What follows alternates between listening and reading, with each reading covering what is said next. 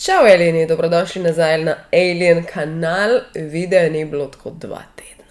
I'm so sorry, najprej se je zgodil. A se spomnite, ko sem rekla, nekaj sem bolna bronhitis, imam v prejšnjem videu sem komi govorila. No, to stvar imam še vedno, ker ni bil samo bronhitis, ampak pa je tudi pljučnica in sem lih dobro pojedla antibiotike in če bom ratela ultra rdeča na vsake tok časa, je to zaradi tega, ker sem verjetno imela napad kašljanja in sem pač to rezala ven in ja, v glavnem. Še prihajam k sebi, ne veste, koliko še si že želim biti zdrava, tako da držite pesti, da se to čim prej zrihta. Bila sem pa tudi na križarjenju. To je bilo pa bolano, upam, da ste spremljali. Tukaj je ena slikca, mogoče še ena, če najdem, drugače pa imate več objavc na Instagramu. Današnji video mislim, da vam bo zelo všeč, ker je tudi true crime in govori o Barbie and Ken murders. Ne vem, jaz sem prvič slišala za primer Barbie Ken zveni tako cute. Pa obviously, da če true crime ne bo cute in tudi res ni cute, v bistvu je full krut in je velika verjetnost, da pride tale video v 2 delih, ampak tako, kuj en za drugmu. Tudi žrtev v temu primeru je ogromno in žalostno je res, koliko dolg časa je trajalo, preden so sploh našli ta pravega storilca. Tako res leta in leta in leta, ker ko govorimo o tem true crimeu, je nekako DNA,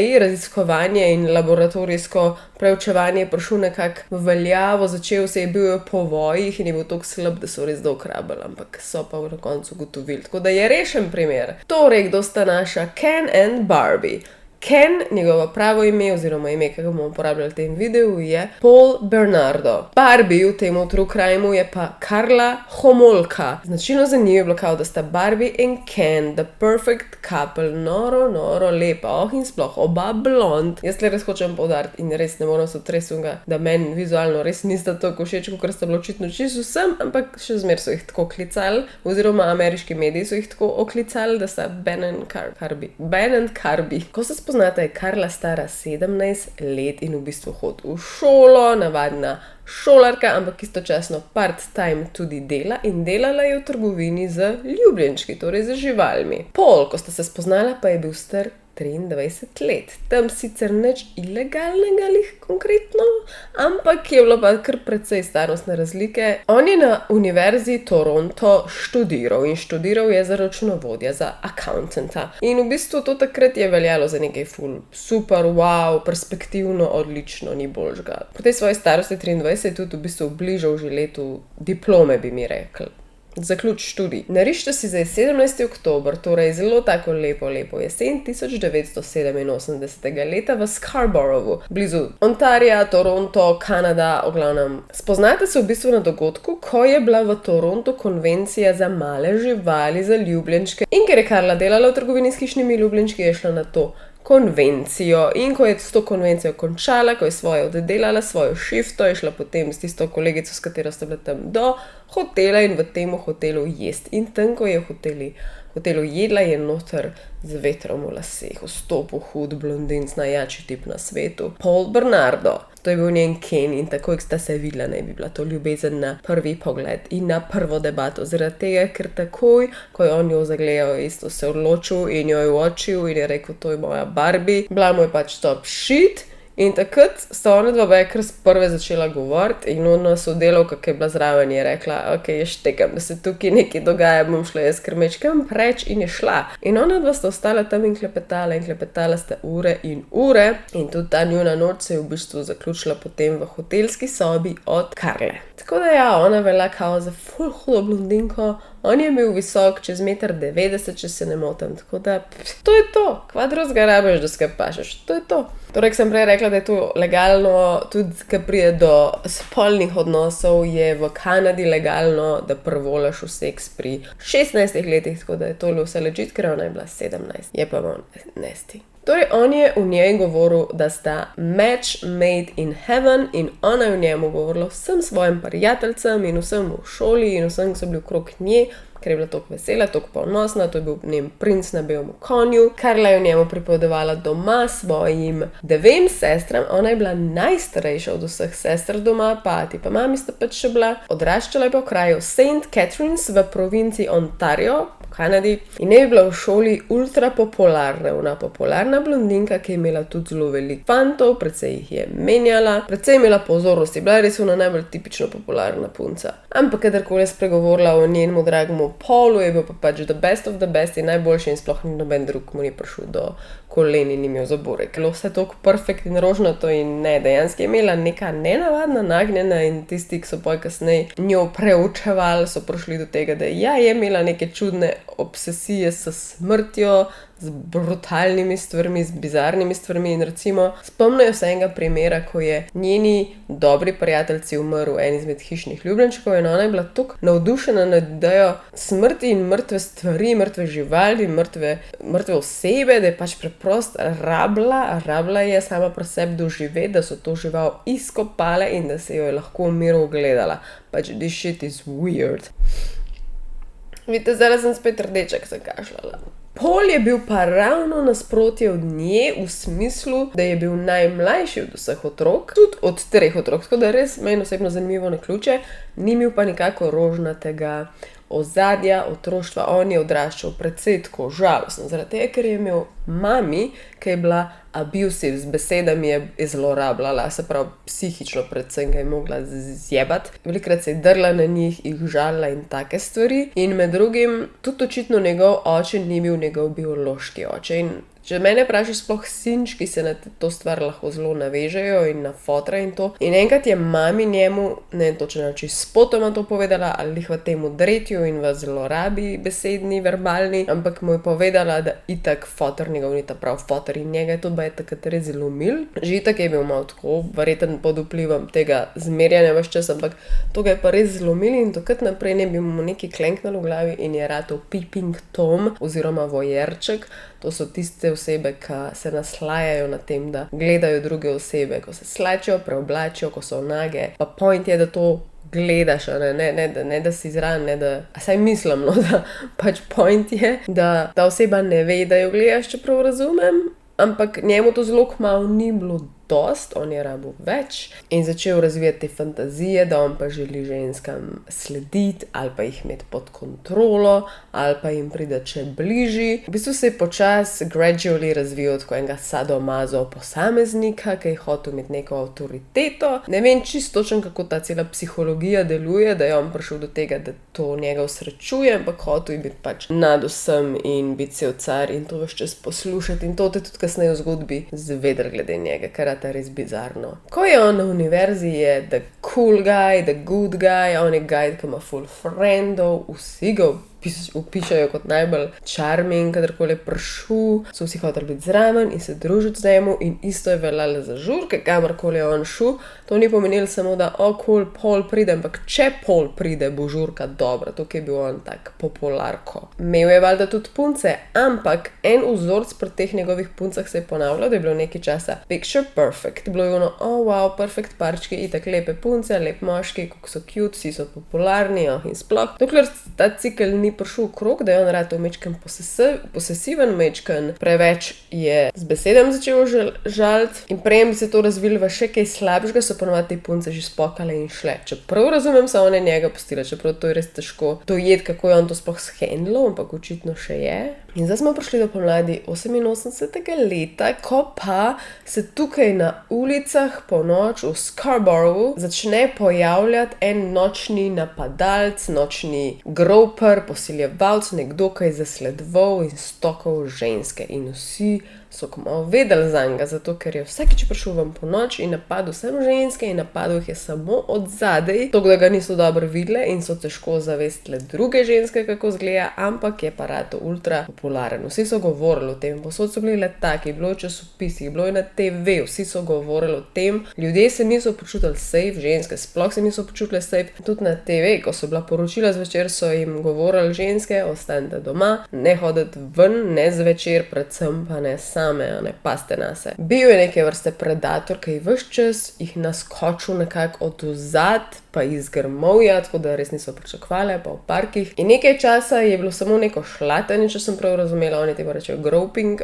dokler se ni razvilo potem v bolj konkretne spolne zlorabe. Spomnim, če bi to povedala. On jih je na tak način nazoroval te ženske, da ko jih je pustil tam spolno zlorabljene, je včasih v njih dejansko v njih zažokal kakšne kamne palce, so bili to res obupni prizori. In še bolj grozljivo je, da je toliko užival v tej njegovi nadvladi, glavno, da je počakal, da je ženska počasi k sebi prišla, ki se je začela pobirati stal, se je skril, počakal in ko je ona približno bila na nogah, je napadel še enkrat. Policija, ljudje, ki so to spremljali, sploh pa policija, so razumeli, da je to nekdo, ki bo počasi lahko ratal tudi nasilen do mere, da bo ubijal. Tako da potencialni morilc. Na tej točki je ta oseba tudi dobila nadimk Scarborough Rapist, torej posiljevalc iz Scarborova. Vsi so ves čas na trnih, nimajo pa jasnega opisa, kako zgleda, dokler ni ratal majčken, bolj pogumen. In je par žensk že načeloma napadel tudi od spred, tok, da so ga videle in edina ideja, ki se je vsem pojavljala, kakšen naj bi približen zgledal, je bilo čeden, v 20-ih, blond. Ne morem se predstavljati, kako grozen mora biti drgati ženski, ki je bila napadena na tak brutalen način in mora še vedno izustati besedo o temu glupmu posiljevalcu, da je čeden. Štekaš, še zmer mora to izustati, ampak je pravno fuck. Je pa prišel tukaj končno v igro FBI Profiler, to je pa tisti, ki lahko profil od nekoga iz logičnih podatkov razbere in ta človek naj bi bil high functioning psihopat, sadist v svojih zgodnjih 20 letih in nasploh v realnem življenju naj bi imel pač nasilne odnose z ženskami, ker pa je bilo res in valjda govorimo tukaj o polu. Torej, ali je bil on nasilen ženskami? Ko je on spoznal Karlo, ko so ona spoznala, so bile že te 3 prijavljene spolne zlorabe, samo prijavljene. Torej, to je počel že pred njo in potem med njo. Do nje je bil pa tak, da je bil šarmer, da je nosil rože, da če je bil zloben z besedami, je pač preslej mu bilo žal in se je opravičil in je prinesel kakšno darilo, pač on tipičen šarmer. In tudi starši od Karle so ga obožvali, ker je imel dobro perspektivo, takrat so bili računovodje, res top shit job, ne vem. Imela sta pač en bizaren, toksičen odnos in on se je vozil tudi k njej non-stop, tako čez 70 mil daleč, zelo pogosto. Ona je tudi povedala ljudem okrog sebe, predvsem prijateljcem, da je abusive on, da kdaj jo krega je zlorabila z besedami, ampak takrat, če mene vprašate, so bile ženske še absolutno preveč neobčutljive na to in je bilo a pa se upravič, rože prinesel, ki si ni panike, pač insane. Tudi starši so bili čist cool s tem, da je malo starejši, pač res zanimivi časi, moram reči. Leta 1989 jo odpelje na izlet do Niagarskih slapov in tam tudi poklekne in jo zapros za roko in ona cela srečna reče ja in sta spet na novi nekaj poti. Prijeta domov, ona ko ji staršem pokaže, vsa srečna, starša sta bila isto navdušena, vsi so bili full happy in tudi začela sta planirati poroko, ki naj bi bila pomladi 1991. Okrog tega časa so tudi full iskali tega Scarborough Rapista in so tudi se odločili, če že imajo profil od tega napadalca, od tega predatorja, so začeli vzemati DNK vzorce. Ampak takrat je bilo to toliko povojih, kot sem rekla, da tako po 2 let trajalo, da so prišli do kakšnega rezultata. Bolj što kot nič, ampak res je dolg trajal. In so vzeli DNK vzorc tudi od njega. In če mene vprašaš, jih včasih tega ni bilo toliko strah, ker danes, če imajo tvoj DNK, veš, da si screwed. Takrat se mi zdi, da si ga pač dol in niso sploh verjeli, da lahko iz tega karkoli potegnejo. So bili tako, vzajemni panike. Se mi zdi, da niso to štekali kot danes, kot je to res močen dokaz. 1990. leta pride ven tudi skica, ker je on že toliko žensk napadel. Zdaj bom rekla to, pa upam, da se ne motam, vse skup čez 30. Ne, sicer mogoče do te točke, ampak vse skup tako napadel vzul na ulicah. In je prišla ven skica, kakšen naj bi ta človek razgledal, ker toliko žensk ga je le vsaj približen videl, a ne? In ko so ljudje videli to skico iz tega okoliša in tisti, ki so poznali Paula, so bili vsi tako, damn boy, pač on ti res gleda podoben in so med sabo začeli to govoriti in dejansko je en izmed njegovih bližnjih frendov klical policijo in rekel, sam povem, da on zgleda ful podoben kot moj friend Paul Bernard, pač nekakšni frendi so to bili, ampak hvala Bogoslavi. Takrat je bil tudi na zaslišanju in je tudi dal DNK, kot sem rekla, ampak ta DNK je takrat dalo 100 moških in pač se je čakalo in čakalo in čakalo. In to, da je to trajalo, je bilo pač kritično, zaradi tega, ker New Life se je tukaj začel odvijati naprej v najbolj bizarne smeri. On se je preselil zdaj k Karli in Karla je, kot sem rekla, živela v Ontariju, v St. Catherine in je šel k k njej, k njenim staršem, zato da bosta mečkan pršparala, da bosta lahko s časom imela tudi svojo hišo in za poroko in vse to. Je pa zanimivo, da ko se je on preselil, se je izločin v Scarboroughvu zelo ustavil, kar se tiče napada žensk, pač ne zelo, ampak totalno ustavil, medtem ko napadi v St. Catherine so se pa na polno začeli. Moram sicer pogledati kole sliko, kako je to sploh daleč narazen, ampak tega noben ni povezal med sabo. In tudi vanga noben ne dvom. Ne Karla. Karla pač ni niti pomislila, da je njen ljubi princ kakorkoli nevaren in zloben dečko, vsaj do drugih žensk, njo že zmerja, ampak do drugih pa ne. Kaj šele njeni starši pač, njim je bil on top, perfekt. Kaj se Paulu zbudi ena nova želja, hotel je še en korak naprej, malo mu je manjkalo, ni bilo dosti posilstva in vsega in je rekel, Karla, meni nekaj manjka, nekaj kar mi ti ne moreš dati. In ona je rekla, ja, dragi, kaj ti manjka? In on je rekel, devica. Njemu je šlo kao ful v nos in ful ga je žulal, da Karla, že ko jo je spoznal, ni bila devica, zanj ga ni bila devica. Fora je, da tudi če bi bila devica, bilo njemu čist irrelevant, ker ne bi bila dolg devica, pač bila mi enkrat devica. Njemu itak nikoli ne bi bilo dost. Ampak je rekel, se mi lahko pomagaš, lahko nekaj naredi zame, da bom spet malo srečen. In Karla je rekla, ja, okej, povej, kaj se lahko zamenjava. In je rekel, v bistvu najboljš, kar mi lahko daš, nekaj, da je najbolj tebi podoben, ampak nisi ti, ker ne moreš biti, je pa v bistvu tvoja mlajša sestrica, Tammy, 15-letna Tammy. In Karla je rekla, sure, okej. Preden vam povem, kaj se je zgodilo s Tammy, z njeno mlajšo sestrico, vas spomnim na to, da sem Jim Beam ambasadorka. Taka sicer, ki ni bila zdajle v gymu že 2-3 tedne in tok pogrešam in srce se mi lom, ampak sej bom nazaj not prišla do poletja, bomo še malo. Ful hvala vsem, kdaj greste na Jim Beam in se kaj vzamete za mojo kodo Alenka5. Hvala vam. Zaradi vas lahko delam to, kar rada delam. Take videe, to je moj life, lahko snemam take stvari, lahko true crime delam, zato ker me podprete. In tudi, ko bo ta video verjetno vam prišel, še vedno poteka bolana spomladanska razprodaja do -80%, tako da tudi to si pejte pogledat. Bil je najlepši božičen čas. Predstavljaj si to, najlepši božičen čas. 23. december 1990, naslednji dan bi bil božični večer, pač insane, kdaj se je ta zločin zgodil. Doma so vsi hengali, družinsko, vse je bilo super, dokler pač starša nista šla spat in zdaj vse, kar bomo govorili, se je zgodilo pod isto hišo, kar je disgusting, ampak okej. Karla in Paul, ne vem, kada je bila stara 15 let, sta rekla, bova mečkan ukradla alkohola in sta isto zraven napeljala Tammy, kao, greš ti z nama, ne, se boš malo napila, bomo malo pili. In valjda je bila ta mala stara 15 let, sestra te povab. By the way, Paul je bil Tammy bog, pač. Kot starejši brat, ful ga je občudovala, ful ga je imela rada, ker je vse skupaj še toliko bolj žalostno zaradi tega. Ampak istočasno je Karla Tammy v kozarc se pijačo zrobila noter pomirjevalo za živali. Tvemo, Karla je predelala v pet storu, na tej točki pa že delala in pomagala v veterinarski praksi in je lahko prišla do takih zdravil in takih stvari in je to izkoristila. In ko je dejansko Tammy zaspala, ta stvar je bila ekstremno močna, pač konj je bil spavala, je Karla dala na usta še neke vrste, jaz če sem prav razumela, pa potrte tisti, ki se spoznate, da je bil še nek ta anestezija, ki v bistvu taka splošna anestezija, če to lahko sploh na ta način daš človeku. In ko sta jo vse to dala, jo je Paul začel posiljevati. Ampak to še ni vse to sta tudi posnela. In tudi to še ni vse. Ko je Paul zaključil, je ukazal Karli, je rekel, okej, I'm done, zdaj pa hočem, da še ti isto narediš. In Karla je isto naredila, tudi ona jo je spolno zlorabila. Kamera je vse posnela. Tammy se je začela dušiti, zaradi tega, ker je vmes bruhala, pač od vsega v sistemu, od neki alkohol, pa tablet, pa uspavala, ne vem kaj vse.